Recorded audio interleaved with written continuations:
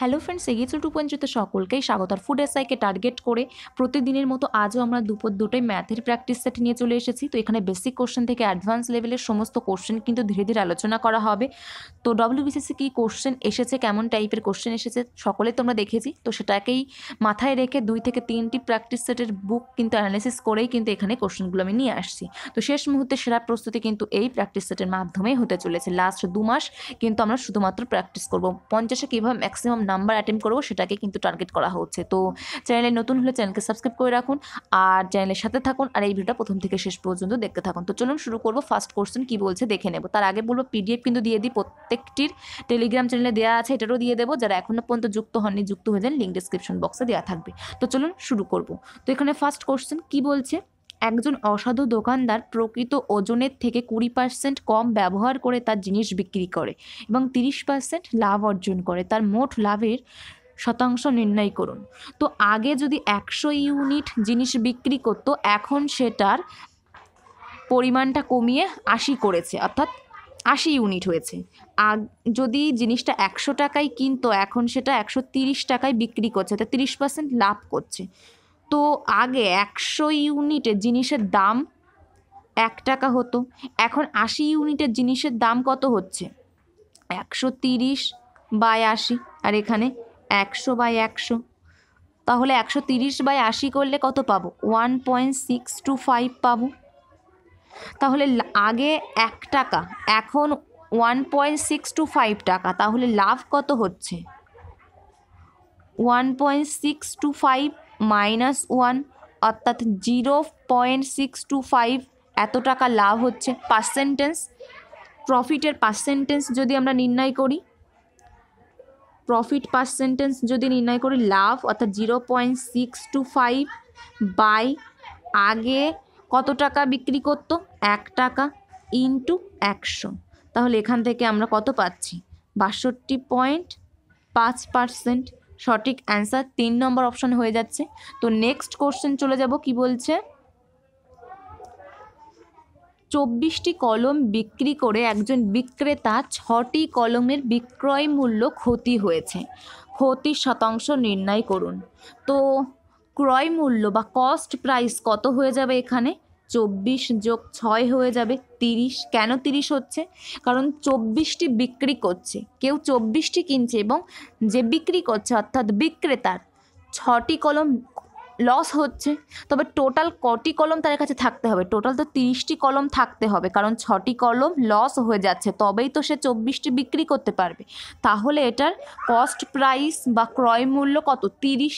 তাহলে লস এর percentage, loss কটি লস হচ্ছে? 6টি। কটির মধ্যে? 30টির মধ্যে, অর্থাৎ cost price 30 into 100 percentage. Calculation করলে 0 0 কাটছে, 3 দিয়ে কাটলে 2, অর্থাৎ কত পাচ্ছি? 20%। সঠিক অ্যান্সার এখানে হয়ে যাচ্ছে 3 নম্বর অপশান। নেক্সট কোশ্চেন চলে যাব। কি বলছে, একটি রাশি একটি নির্দিষ্ট সুদের হারে বার্ষিক চক্রবৃদ্ধিতে, এটা 3 বছরে 27 গুণ হয় এবং বার্ষিক সুদের হার গণনা করুন। তো এটা 2টি মেথডে আমি করাবো, একটি শর্ট ট্রিক্সের মাধ্যমে আর একটি জাস্ট ফর্মুলা ইউজ করে। তো ফার্স্ট আমি ফর্মুলা ইউজ করে করাচ্ছি। আমরা চক্রবৃদ্ধিতে অ্যামাউন্ট এ ইকুয়াল টু কী পাই? P into 1 plus R by 100⁴n। এখানে অ্যামাউন্টের পরিমাণ বলে দেওয়া হয়েছে 27 গুণ, অর্থাৎ যে একটি নির্দিষ্ট সুদের হারে বার্ষিক চক্রবৃদ্ধিতে 3 বছরে 27 গুণ হয় একটি রাশি। তো এখানে যে প্রিন্সিপাল সেটাকে পি ধরে নিচ্ছি, তাহলে অ্যামাউন্ট হয়ে যাবে 27p, কারণ 27 গুণ হচ্ছে। তাহলে এখানে 27p আর পি এর মান অর্থাৎ প্রিন্সিপালের মান আমরা পি ধরেছি, 1 প্লাস আর বাই 100⁴ n এর মান বলা আছে 3, তাহলে এখানে 3 বসিয়ে দিলাম। পি কাটছে, তাহলে এখান থেকে আমরা 3 তার হোল কিউব এটা লিখতে পারি ইন্টু 1 প্লাস আর বাই 100 তার হোল কিউব। এখানে যেহেতু পাওয়ার সমান, তাহলে সহগগুলো আমরা সমান করে দেব। 3 = 1 প্লাস r/100, তাহলে এখান থেকে ক্যালকুলেশন করলে r ইকুয়াল টু কত বার হবে 200%, অর্থাৎ 4 নম্বর অপশন এখানে রাইট অ্যান্সার হয়ে যাচ্ছে। তো এটা হচ্ছে জাস্ট ফর্মুলা ইউজ করে সমাধান। তো এরপর শর্ট ট্রিক্সের মাধ্যমে কিভাবে করব একবার দেখাবো। তো এখানে কি বলছে, একটি রাশি একটি নির্দিষ্ট সুদের হারে বার্ষিক চক্রবৃদ্ধিতে 3 বছরে 27 গুণ হয়। তাহলে এখানে কত গুণ হচ্ছে 27, কত বছরে 3, 1/3 করে দিলাম। তাহলে 27-এর যদি 1/3 করি, 3 তার হোল কিউব ইন্টু 1/3, অর্থাৎ এখান থেকে আমরা কত পাবো 3 পাবো। অর্থাৎ এই 3টাকে আমরা লিখতে পারি 3/1 হিসেবে। তাহলে কোনো প্রিন্সিপাল বা চলরাশি যদি 1 হয় সেটা 3 বছরে বৃদ্ধি পেয়ে 3 হবে, 3 বছরে বৃদ্ধি পেয়ে কত হবে 3 হবে। তাহলে এখানে এমএফ অর্থাৎ মাল্টিপ্লাইং ফ্যাক্টরের মান কত হবে, চলরাশিটার মান কত ছিল বা প্রিন্সিপালের মান কত ছিল 1, সেটা 3 বছরে বৃদ্ধি পেয়ে 3 হয়েছে, অর্থাৎ কত বৃদ্ধি পেয়েছে 2 বৃদ্ধি পেয়েছে। তাহলে মাল্টিপ্লাইং ফ্যাক্টর কত পেয়ে যাচ্ছে আমরা 2/1, অর্থাৎ এটা মানে কত 2। তার মানে এটা যদি আমরা পার্সেন্টেজ বার করি গুণ 100%, কত পার্সেন্টেজ হয়ে যাচ্ছে 200% হয়ে যাচ্ছে। যদি এটা বোঝা না যায়, আগের সিম্পল যেটা ফর্মুলা ইউজ করে করলাম ওটা আপনারা করতে পারেন, যে কোনো একটি আপনারা করতে পারেন। তো নেক্সট কোশ্চেন চলে যাব, কি বলছে। তো কি বলছে, দুজন শিক্ষার্থী পরীক্ষায় অংশ নিয়েছিল, তাদের মধ্যে একজন অন্যের চেয়ে 22 নম্বর বেশি পেয়েছে এবং তাদের নম্বরের যোগফলের 55% ছিল। তাদের দ্বারা প্রাপ্ত নম্বরগুলি হলো, তো সেগুলো আমাদের নির্ণয় করতে হবে। তো ধরে নিচ্ছি একজন নাম্বার পেয়েছিল এক্স, তাহলে আর একজন কত পেয়েছে 22 বেশি পেয়েছে, x+22, এবং তার নাম্বার অর্থাৎ যে বেশি পেয়েছে তার নাম্বার তাদের নম্বরের যোগফলের 55% ছিল, অর্থাৎ x+22 equal to x+22 into 55/100, যেহেতু 55%/100 করে দিলাম। তো এখান থেকে ক্যালকুলেশন করলে x+22 equal to 2x + 22 equal to calculation করলে উপরে 11 বাই নিচে 50, তো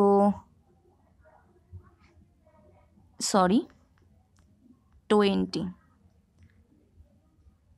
যদি এখান থেকে 2 কমন নিয়ে নিই, আর এখানে কত হয়ে যাবে 11, আর এখানে কত হয়ে যাবে 10, তো এখান থেকে ক্যালকুলেশন করলে 10x + 220 ইকুয়াল টু 11x + 121। তাহলে এখান থেকে যদি আমরা ক্যালকুলেশন করি x ইকুয়াল টু কত পাবো 9, অর্থাৎ 99 হয়ে যাবে একটি সংখ্যা, যেখানে অপশান এ 99 আছে, আর একটি 22 যোগ করলে 121 পেয়ে যাচ্ছি। তাহলে এখানে আমাদের সঠিক অ্যান্সার হয়ে যাবে 1 নম্বর অপশান। নেক্সট কোশ্চেন চলে যাব, কি বলছে 720 টাকা ABCDE এর মধ্যে ভাগ করে দেয়া আছে, তাদের প্রাপ্ত টাকার পরিমাণ ঊর্ধ্বক্রমে এবং সমান্তরাল প্রগতিতে আছে। এ এর চেয়ে ই 40 টাকা বেশি পেয়ে থাকলে বি কত টাকা পেয়েছে। সমান্তরাল প্রগতি অর্থাৎ সম অন্তর, অর্থাৎ দুটি সংখ্যার যে অন্তর সেটা অপর দুটি সংখ্যার অন্তরের সাথে সমান হবে। অর্থাৎ প্রথম সংখ্যা যদি এ হয়, দ্বিতীয় সংখ্যা a+d হবে, তৃতীয় সংখ্যা হয়ে যাবে a+2d, চতুর্থ সংখ্যা হয়ে যাবে a+3d, এবং পঞ্চম সংখ্যা হয়ে যাবে a+4d। অর্থাৎ প্রথম দ্বিতীয়ের মধ্যে অন্তর, দ্বিতীয় তৃতীয়ের মধ্যে অন্তর, তৃতীয় চতুর্থের মধ্যে অন্তর, চতুর্থ এবং পঞ্চম মধ্যে অন্তর সেম হবে, সমান্তর অর্থাৎ সম অন্তর। তো এখানে কি বলছে, এ এর চেয়ে ই 40 টাকা বেশি পেয়েছে, 40 টাকা ই বেশি পেয়েছে, অর্থাৎ a+4d - a অর্থাৎ এটা যদি আমরা এ, এটা যদি বি, এটা যদি সি, এটা যদি ডি, আর এটা যদি ই ধরি, তাহলে A plus 4D minus A equal to আমরা 40 পেয়ে যাব।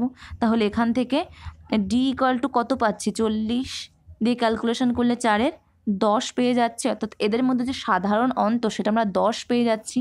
তাহলে এখানে টোটাল এই যে 5 জনের প্রাপ্ত যে টাকা সেটা ইকুয়াল টু 120 আমরা লিখতে পারি। তাহলে এখানে টোটাল কটা এ হয়ে যাচ্ছে, 5টি এ হয়ে যাচ্ছে, অর্থাৎ 5A প্লাস এখানে হচ্ছে 10, এখানে হচ্ছে 20, এখানে 30, এখানে 40, 40 আর 30 70 80 90 100, তার মানে 100 ইকুয়াল টু 720 হচ্ছে। তার মানে এখান থেকে 5A ইকুয়াল টু 620 পাচ্ছি। ক্যালকুলেশন করলে 1 5 দুগুণ 10, 4 5 20, অর্থাৎ 124 পাচ্ছি। এখানে কি বলছে, বি কত টাকা পেয়েছিল, অর্থাৎ এ প্লাস ডি এর মান নির্ণয় করতে হবে। অর্থাৎ এ এর মান 124 যদি হয়, বি এর মান 10, এখান থেকে কত পাচ্ছি 134, অর্থাৎ অপশান এ এখানে রাইট অ্যান্সার হয়ে যাচ্ছে। নেক্সট কোশ্চেন চলে যাব। কি বলছে এখানে, দুটি ট্রেন একই সময়ে যাত্রা শুরু করে, একটি কলকাতা থেকে এবং অন্যটি মুম্বাই থেকে। যদি ট্রেনগুলি যথাক্রমে 80 কিমি পার ঘন্টা এবং 75 কিমি পার ঘন্টা বেগে চলে, যখন তারা মিলিত হয় তখন দেখা যায় যে একটি ট্রেন অন্যটির থেকে 150 কিমি অধিক পথ অতিক্রম করেছে। কলকাতা থেকে মুম্বাইয়ের মধ্যেকার দূরত্ব কত? তো ধরে নিচ্ছি ধীরগামী ট্রেনটা এক্স কিমি অতিক্রম করে, ধীরগামী ট্রেন, আর দ্রুতগামী ট্রেন 150 কিমি অধিক পথ অতিক্রম করে, অর্থাৎ এক্স প্লাস 150।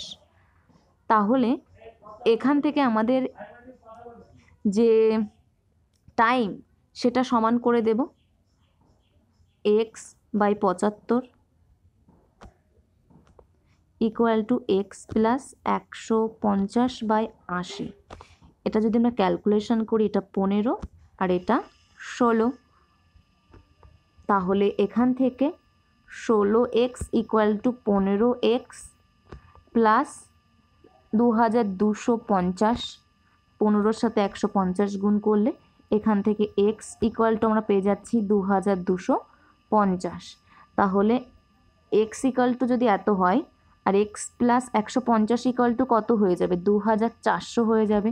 তাহলে যে টোটাল দূরত্ব, কলকাতা থেকে একটা ট্রেন যাত্রা শুরু করেছে আর একটা ট্রেন মুম্বাই থেকে, এতটা, তাহলে এখানে আমরা এক্স এর মান ধরেছিলাম যে ধীরগামী ট্রেন সে কতটা দূরত্ব অতিক্রম করে, আর এক্স প্লাস 150 ধরেছিলাম দ্রুতগামী ট্রেন সে কতটা দূরত্ব অতিক্রম করে। তাহলে ধীরগামী ট্রেন এতটা দূরত্ব অতিক্রম করছে, দ্রুতগামী ট্রেন এতটা দূরত্ব অতিক্রম করছে। তাহলে টোটাল ডিস্টেন্স কত হয়ে যাচ্ছে, 2400 প্লাস 2250, অর্থাৎ 4650 হয়ে যাচ্ছে টোটাল ডিস্টেন্স দুটো বিন্দুর মধ্যে।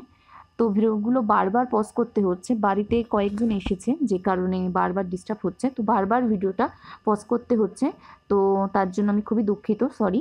তো এখানে আরও একটি মেথডে কিন্তু আমি করতে পারবো, সেটা শর্টকাট মেথড, যেটা আমি এখানে দেখাবো। যদি এটাতে কারোর প্রবলেম হয় তো সেই সূত্রটা মনে রেখে আপনারা করতে পারেন।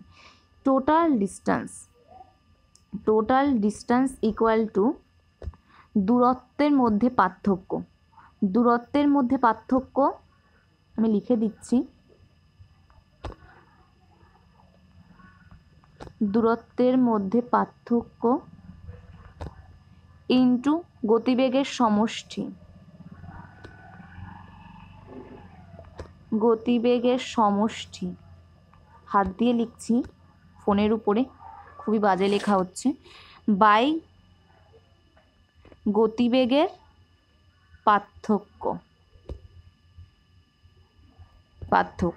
তাহলে এখানে দূরত্বের মধ্যে পার্থক্য যেটা বলা আছে আমাদের 150, গতিবেগের সমষ্টি অর্থাৎ 80 যোগ 75 হয়ে যাবে 155, বাই গতিবেগের পার্থক্য অর্থাৎ 80 মাইনাস 75 কত হয়ে যাবে 5, যেটাকে ক্যালকুলেশন করলে পাবো 30, অর্থাৎ যেটার মান 4650।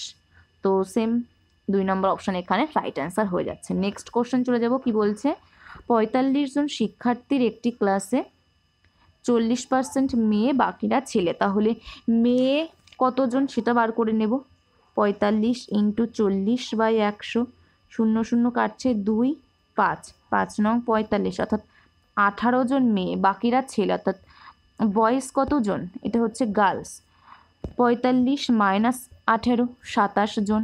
এদের রেশিও বার করব কত, যদি আমরা 2 দিয়ে কাটি 9 দিয়ে কাটলে 2 আর 3, অর্থাৎ 2:3 অনুপাতে আছে। মেয়েদের গড় নাম্বার দেওয়া আছে 64, ছেলেদের গড় নাম্বার দেওয়া আছে 60। পুরো ক্লাসটার গড় নাম্বার কত সেটা আমাদের নির্ণয় করতে হবে, অর্থাৎ পুরো ক্লাসটা অর্থাৎ ছেলে মেয়ের উভয়ের গড় যদি আমরা নির্ণয় করি 60-এর বেশি আসবে আর 64-র কম আসবে। আমরা ধরে নিচ্ছি সেটা 60, 60-এর বেশি হবে, নিশ্চয়ই প্লাস করব। 64 আর 60-এর মধ্যে ডিফারেন্স কত, 4, যেখানে 2 ইউনিট আছে, 2 আছে এখানে বালিকা, তার মানে 2 প্লাস এই 60 আর এই 60-এর ডিফারেন্স 0 ইন্টু 3, এটা হয়ে গেল টোটাল যে শ্রেণী সেটার মোট সম্পূর্ণ শ্রেণীর মোট নাম্বার গড় করতে গেলে টোটাল 45 জন আছে, টোটাল কতজন আছে 2:5, অর্থাৎ 5 জন আছে। তাহলে এখানে 60 যোগ 8/5 এটা করব, কত আসছে 61.6। তো এখানে সঠিক অ্যান্সার হয়ে যাচ্ছে 3 নম্বর অপশন, সম্পূর্ণ শ্রেণীর গড় নাম্বার। তো নেক্সট কোশ্চেন চলে যাব, এখানে সঠিক অ্যান্সার 3 নম্বর অপশন হয়ে যাচ্ছে। কি বলছে, একটি ব্যাগে 785 মূল্যে 2 টাকা, 5 টাকা, 10 টাকার মুদ্রা আছে। মুদ্রার অনুপাত বলা আছে কত, 6:9:10। আর তাহলে এখানে আমরা টাকার অনুপাতটা বার করে ফেলবো, তবে এটার সাথে সমান করতে পারবো। তো এখানে 2 টাকার কয়েন আছে 6টি, টোটাল কত টাকা হচ্ছে 12 টাকা। 9টা 5 টাকার কয়েন আছে 9টি, কত টাকা হচ্ছে 45 টাকা। 10 টাকার কয়েন আছে 10টি, কত টাকা হচ্ছে 100 টাকা। তাহলে এখানে টোটাল 157 টাকা হচ্ছে। 157 ইকুয়াল টু 785 হয়ে যাবে, 1 ইকুয়াল টু কত হয়ে যাবে 5। তাহলে 5 টাকার মুদ্রা কত আছে, সংখ্যা কত বলা আছে 9, গুণ 9 হয়ে যাবে, অর্থাৎ 45। তো এখানে সঠিক অ্যান্সার হয়ে যাবে 3 নাম্বার অপশান। নেক্সট কোশ্চেন চলে যাব, কি বলছে, 45টি সংখ্যার গড় বলা আছে 150। পরে দেখা গেল একটি সংখ্যা 46-এর জায়গায় ভুল করে 91 লেখা হয়েছে, সঠিক গড় নির্ণয় করুন।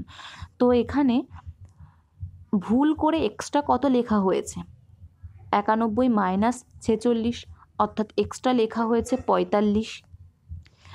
তো এটা হচ্ছে টোটাল এক্সট্রা লেখা হয়েছে, গড় এক্সট্রা কত লেখা হয়েছে, টোটাল সংখ্যা যেহেতু 45 ভাগ 45, অর্থাৎ 1 নম্বর গড়ে গড় 1 নম্বর এক্সট্রা লেখা হয়েছে, গড় 1 এক্সট্রা লেখা হয়েছে, অর্থাৎ গড় আছে 50, 1 এক্সট্রা লেখা হলে 149 হয়ে যাবে আমাদের সঠিক গড়, অর্থাৎ 3 নম্বর অপশন এখানে রাইট অ্যান্সার হয়ে যাবে।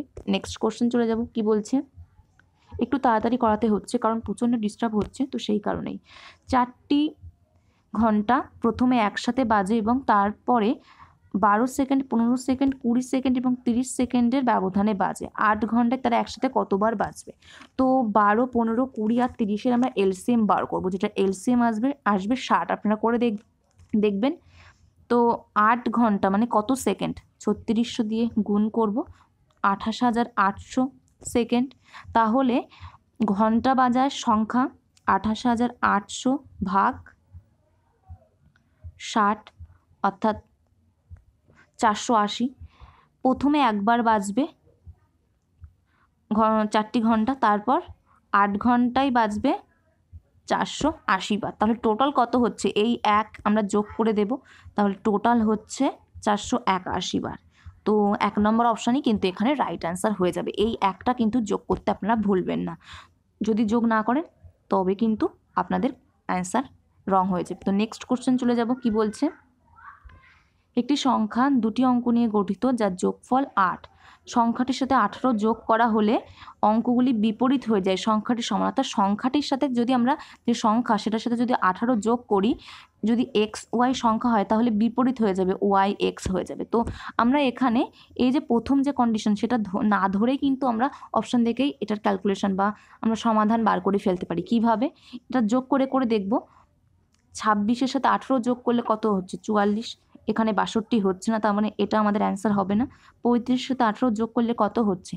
53। এটা কিন্তু আমাদের রিভার্স হয়ে গেছে 35-এ, তো এটাই কিন্তু আমাদের রাইট অ্যান্সার হবে।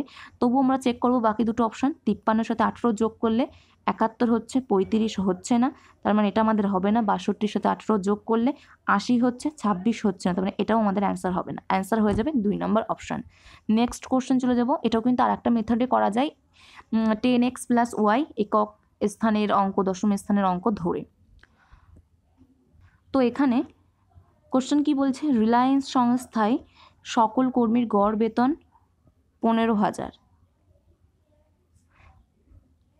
এবং যার মধ্যে আধিকারিকদের গড় প্রতি মাসে 45,000 এবং আধিকারিক নয় এমন কর্মকর্তাদের বেতন প্রতি মাসে 10,000। আধিকারিকদের সংখ্যা যদি 20 হয় তবে রিলায়েন্স সংস্থায় আধিকারিক নয় এমন কর্মকর্তাদের সংখ্যা নির্ণয় করুন। তো আধিকারিক মানে অফিসার, আধিকারিক নয় মানে নন অফিসার। তো অফিসারদের বেতন কত বলা আছে? 45,000 এবং নন অফিসারদের বলা আছে 10,000। গড় বেতন বলা আছে 15,000। তো এখান থেকে আমরা 0 0 ক্যান্সেল করে দেবো, 3টে 0। যদি আমরা ক্যালকুলেশন করি 5 দিয়ে 2 3 9, তাহলে এখানে আমরা অফিসার এবং নন অফিসারের সংখ্যার রেশিওটা বার করে ফেলতে পারবো। 3 - 2 = 9 - 3, যেখান থেকে 1:6 বার হলো। তো অফিসারের সংখ্যা দেওয়া আছে 20, অর্থাৎ 1-এর মান বলা আছে 20, তাহলে 6-এর মান কত হয়ে যাবে? 120। 20-র সাথে 6 গুণ করব, তাহলে এখানে সঠিক অ্যান্সার হয়ে যাচ্ছে 2 নম্বর অপশান। তো এই হচ্ছে আজকের আমাদের টোটাল কোশ্চেন, যেগুলো নিয়ে আলোচনা করলাম। ভিডিওর মধ্যে বারবার পজ করতে হয়েছে, তাছাড়া খুব দ্রুত বলেছি, হয়তো দুটো একটা কোশ্চেন বোঝা যাবে না। তো যেগুলো বোঝা যাবে না অবশ্যই কমেন্টে জানাবেন, আমি নেক্সট ভিডিওতে চেষ্টা করবো সেগুলো বুঝিয়ে দেওয়ার। তো এখানেই শেষ করব। যদি ভিডিওটা ভালো লেগে থাকে অবশ্যই লাইক করবেন, বন্ধুদের মধ্যে শেয়ার করবেন। আর নেক্সট ভিডিওতে আমাদের আবার দেখা হচ্ছে। Thank you, good bye.